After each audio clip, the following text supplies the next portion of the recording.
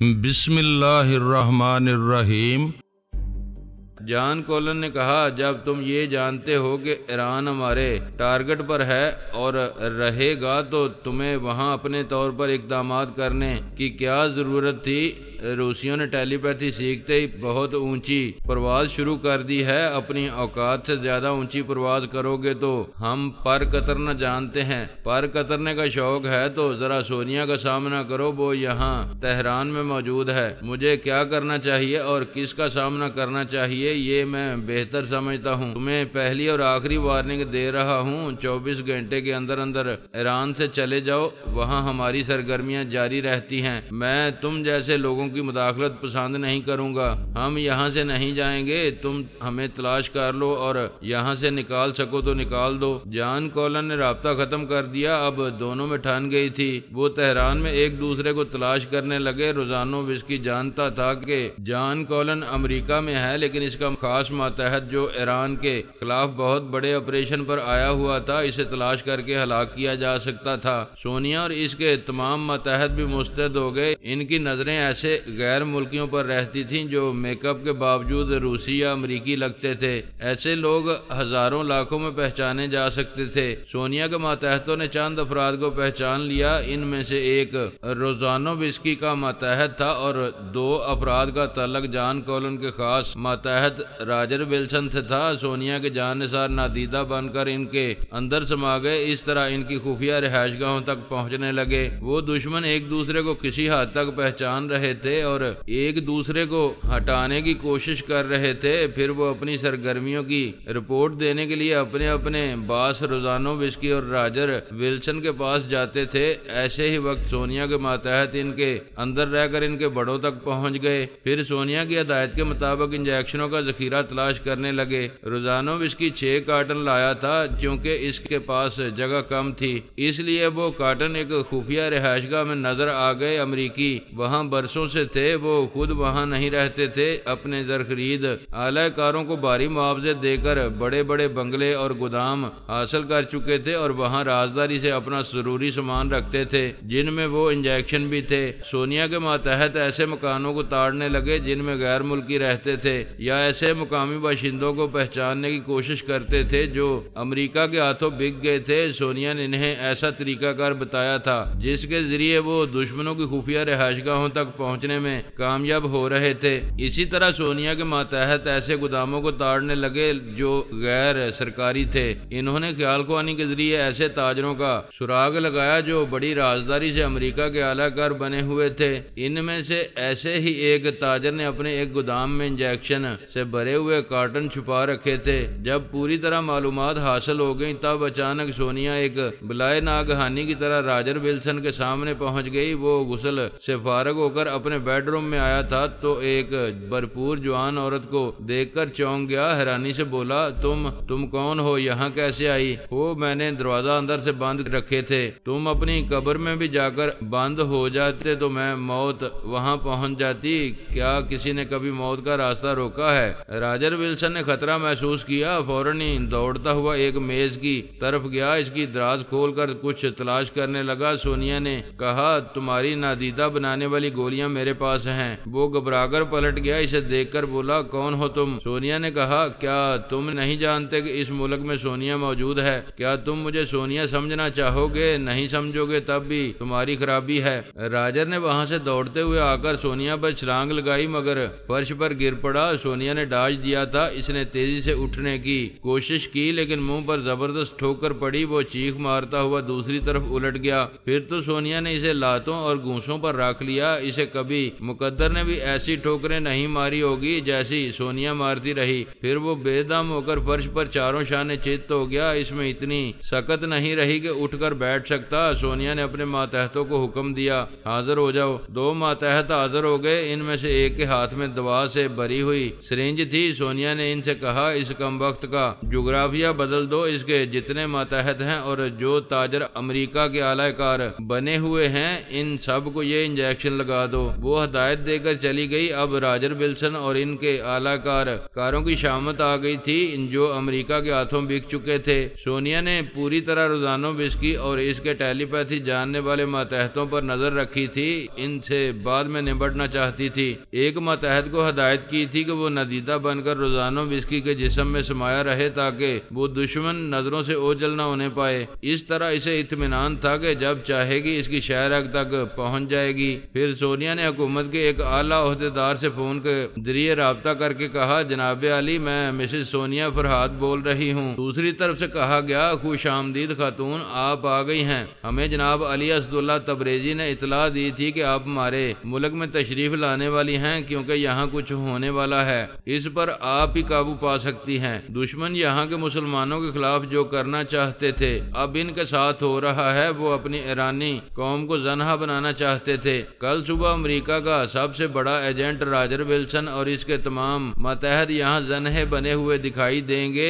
آپ سیٹلائٹ کے ذریعے ان امریکی زنہوں کو دنیا کے ہر ملک میں دکھائیں۔ خاتون، آپ نے بہت بڑا کارنامہ انجام دیا ہے۔ ہم تو ان بے غیرت امریکیوں کو ان کا اصلی چہرہ دکھانے کے سلسلے میں کوئی دقیقہ فروغ گزاشت نہیں کریں گے۔ ہم نے جیسا آپ کے بارے میں سنا تھا، آپ اس سے بھی زیادہ مستعد ثابت ہوئی ہیں۔ یہاں آتے ہی تمام روپوش امریکیوں اور ان کے چمچوں کو بے نقاب کیا ہے۔ اور ایک اہم بات ہے، میں ایک مسلمان تاجر کے گودام کا پتہ بتا رہی ہوں، آپ وہاں چھاپا ماریں۔ وہاں دوسرے مال کے ساتھ ایسے کارٹن چھپے ہوئے ہیں جن میں جنسی تبدیل کرنے والے انجیکشن ہیں۔ آپ ان تمام کارٹنوں کو قبضے میں لے کر اس مسلمان تاجر کے خلاف کارروائی کر سکتے ہیں۔ ہم ایسا ہی کریں گے۔ آپ سے درخواست ہے کہ ہم سے رپوش نہ رہیں، یہاں ہماری خاص مہمان بن کر رہیں اور ہمیں میزبانی کا موقع دیں۔ میں آپ کی مہمان بننے کا شرف ضرور حاصل کروں گی، لیکن مجھے کچھ وقت دیں، میں ایک آدھ دن میں آپ سے ضرور ملاقات کروں گی۔ سونیا نے رابطہ ختم کر دیا۔ دوسری صبح تہران میں تقریباً 40 زنہے نظر آئے۔ وہ زنانہ لباس پہنے ہوئے تھے اور راہ گیروں سے کہہ رہے تھے، تم پر خدا کی مار، ہمیں چھیڑتے بھی نہیں ہو۔ لوگ انہیں حیرت سے دیکھ رہے تھے۔ کل تک وہاں کوئی آدھا تیتر آدھا بٹیر دندناتا نہیں پھرتا تھا، آج 40 نظر آ رہے تھے۔ پھر یہ حیرانی سے دیکھا گیا کہ کئی ٹی وی کیمرے جگہ جگہ آن تھے۔ شہر کے جن علاقوں میں وہ خسرے نظر آ رہے تھے وہاں سرکاری طور پر ان کی ویڈیو فلمیں تیار کی جا رہی تھیں۔ ان فلموں کو سیٹلائٹ کے ذریعے ساری دنیا میں دکھانے کے انتظامات کیے جا رہے تھے۔ روزانووسکی نے بھی یہ تماشا دیکھا اور بہت خوش ہوا کہ سونیا کا دھیان امریکیوں کی طرف ہے اور وہ روسیوں کے عزائم سے بے خبر ہے۔ اب اسے یہ معلوم نہیں ہوگا کہ روزانووسکی اس کی طاق میں وہاں بیٹھا ہوا ہے۔ جب ان فلموں کو سیٹلائٹ کے ذریعے تمام دنیا میں دکھایا گیا تو امریکی چیخ اٹھے۔ وہ کہنے لگے کہ راجر ولسن اور اس کے ساتھ گرفتار ہونے والے لوگوں کا تعلق امریکہ سے نہیں ہے، اور جو انجیکشن ایک گودام سے برآمد کیے گئے ہیں انہیں امریکہ میں تیار نہیں کیا گیا ہے۔ یہ جھوٹا الزام ہے۔ امریکہ کو بدنام کرنے کے لیے ایرانی ایسی چالیں چل رہے ہیں۔ ان کے انکار کے جواب میں ایران کی طرف سے کہا گیا کہ تم انکار کر کے زیادہ سے زیادہ خود کو الزامات سے بچانے کی کوشش کر رہے ہو، لیکن بہت نقصانات اٹھا رہے ہو۔ ایران میں تمہارے جتنے ایجنٹ اور زر خرید مسلمان تھے وہ انجیکشنوں کے ذریعے نکارہ ہو چکے ہیں۔ تمہارے حربے تمہارے ہی لوگوں پر استعمال ہو چکے ہیں۔ ہمیشہ کی طرح اس بار بھی تم اس سے شرمناک شکست کھا چکے ہو۔ اب بھی تمہیں شرم نہیں آئے گی۔ آئندہ کچھ کرو تو یہ یاد رکھنا کہ ایران اب فرہاد اور اس کی فیملی کا گھر بن چکا ہے۔ جان کولن اور امریکی اکابرین کے لیے وہ انجیکشن مسئلہ بن گئے۔ انہوں نے جس خاص مقصد کے تحت وہ انجیکشن تیار کرائے تھے وہ پورا نہیں ہو رہا تھا۔ اس کے برعکس انہیں تیار کرانے کا الزام ان کے سارا آ رہا تھا۔ وہ الزام درست تھا، لیکن اسے غلط ثابت کرنے کے لیے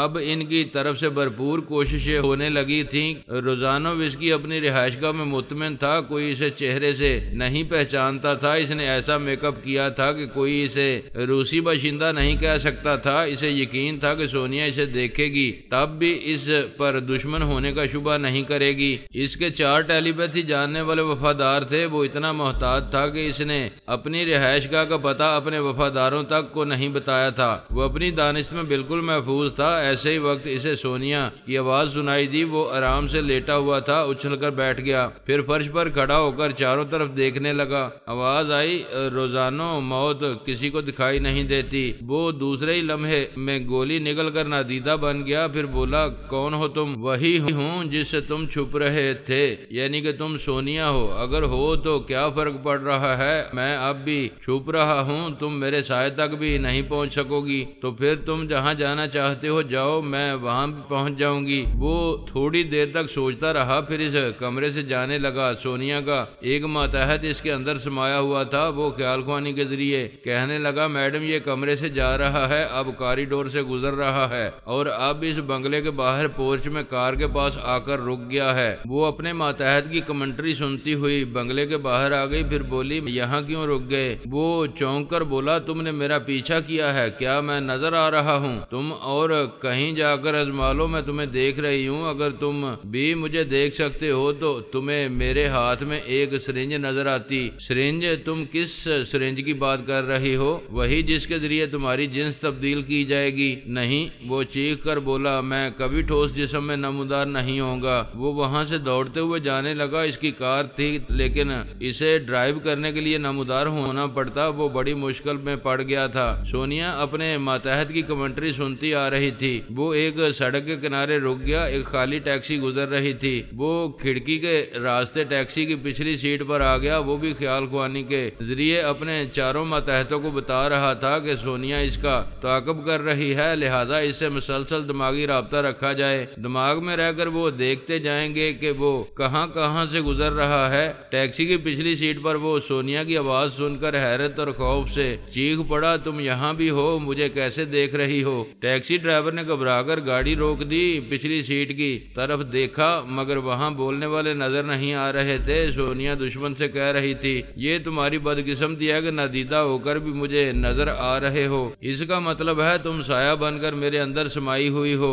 اگر میں تمہارے اندر ہوتی تو میری آواز سیٹ کے اس سرے سے نہ آتی، میں تمہارے اندر نہیں ہوں۔ وہ ڈرائیور اتنا خوفزدہ ہوا کہ ٹیکسی سے نکل کر دور بھاگتا چلا گیا۔ ادھر روزانو وسکی بھی ٹیکسی سے نکل کر بھاگتے ہوئے گڑ گڑانے لگا مجھے معاف کر دو، میں نے ٹھیک سنا تھا، تم نہ سمجھ میں آنے والی بلا ہو، میں ہمیشہ کے لیے یہ ملک چھوڑ کر چلا جاؤں گا۔ وہ ایک جگہ رک کر ہانپنے لگا۔ سونیا نے کہا میں تمہیں یہاں سے واپس جانے کے لیے زندہ چھوڑوں گی، لیکن یہاں مرد بن کر آئے تھے، عورت بن کر جاؤ گے؟ ہرگز نہیں، اب میں کبھی ٹھوس جسم میں نمودار نہیں ہوں گا اور دیکھوں گا کہ تم کب تک میرا پیچھا کرو گی۔ میں تنہا نہیں ہوں، میرے کئی ساتھی ہیں، وہ باری باری تمہارا پیچھا کرتے رہیں گے۔ تم کتنے دنوں تک بھوک برداشت کرو گے؟ کبھی تو کھانے کے لیے ٹھوس جسم میں آنا پڑے گا، بہتر ہے آنکھ مچولی ختم کرو، گولی اگل کر ظاہر ہو جاؤ، میرا وعدہ ہے تمہیں زندہ چھوڑ دوں گی۔ زندہ چھوڑو گی مگر میری زندگی کو مضحکہ خیز بنا دو گی، میں بھوکا پیاسا مر جاؤں گا لیکن تمہارے ہاتھ نہیں آؤں گا۔ تم مرتے مرتے بھی پریشان کرو گے، جب تک نہیں مرو گے میرے پہرے داروں کو اپنے ساتھ لیے بھٹکتے رہو گے۔ ایک ماتحت کی آواز آئی میڈم آپ آرام کریں، ہم اس ذلیل شخص کا پیچھا نہیں چھوڑیں گے۔ روزانو نے کہا مجھے اپنے ملک واپس جانے دو، میرا پیچھا کرو گے تب بھی میں فلائنگ کیپسول کے ذریعے جاؤں گا، وہاں تم میرے ملک کے فوجیوں کے نرگے میں آ جاؤ گے۔ بے وقوف، فلائنگ کیپسول منہ میں رکھنے کے لیے تمہیں ٹھوس جسم میں ظاہر ہونا پڑے گا۔ وہ جھنجھلا گیا، اسے فرار کا راستہ نہیں مل رہا تھا، بس ایک عارضی اطمینان تھا کہ نادیدہ ہے، گرفت میں نہیں آئے گا۔ دوسرے لمحے میں اس کی یہ خوش فہمی ختم ہو گئی۔ حالات نے ایسا پلٹا کھایا جس کی توقع نہیں کی جا سکتی تھی۔ روزانو وسکی اچانک ہی نمودار ہو گیا، حالانکہ اس نے گولی اگلی نہیں تھی، وہ ابھی تک اس کے اندر تھی، اس کے باوجود وہ نمودار ہو گیا۔ پھر اس نے دیکھا کچھ فاصلے پر سونیا نمودار ہو گئی تھی، وہ کہہ رہی تھی تم تو نمودار ہو گئے، کیا گولی اگل چکے ہو؟ وہ سونیا سے بولا تم بھی نظر آ رہی ہو، گولی میرے اندر ہے، کیا تم اگل چکی ہو؟ سونیا نے حیرانی سے خود کو چھو کر دیکھا، ایسے ہی وقت اس کے اور روزانو وسکی کے تمام ماتحت بھی نمودار ہو گئے۔ ان لمحات میں حیرانی اتنی شدید تھی کہ وہ دشمنی بھول گئے تھے، سب کے اندر گولیاں تھیں لیکن وہ گولیاں اچانک کیسے بے اثر ہو گئیں یہ کسی کی سمجھ میں نہیں آیا۔ پھر روزانو وسکی کو خطرے خطرے کا احساس ہوا۔ اب وہ چھپ نہیں سکتا تھا اور سامنے موت کھڑی ہوئی تھی۔ اس نے بڑی پھرتی سے ریوالور نکالا، لیکن اسے چلانے سے پہلے ہی دوسری طرف سے گولی چلی اور اس کے ہاتھ سے ریوالور گر پڑا۔ اس کے چاروں ماتحتوں کو اپنے ہتھیار استعمال کرنے کا موقع نہیں ملا۔ سونیا کے ماتحتوں نے انہیں گن پوائنٹ پر رکھ لیا تھا۔ وہ سب ایک ویران سڑک کے کنارے تھے۔ پہلے ان سب کے لباس اتار کر ان لباسوں سے ان کے ہاتھ پاؤں باندھے گئے۔ وہ گن پوائنٹ پر تھے اس لیے چپ چاپ ہاتھ پاؤں بندھوا لیے۔ جب انہیں انجیکشن لگانے کا وقت آیا تو وہ گڑ گڑانے لگے کہ ان کی جنس تبدیل نہ کی جائے۔ سونیا نے کہا تمہارے ساتھ ہی ہو رہا ہے جو تم دوسروں کے ساتھ کرنا چاہتے تھے۔ تم ہزاروں میل دور سے یہ انجیکشن اسلامی ملک میں لائے ہو۔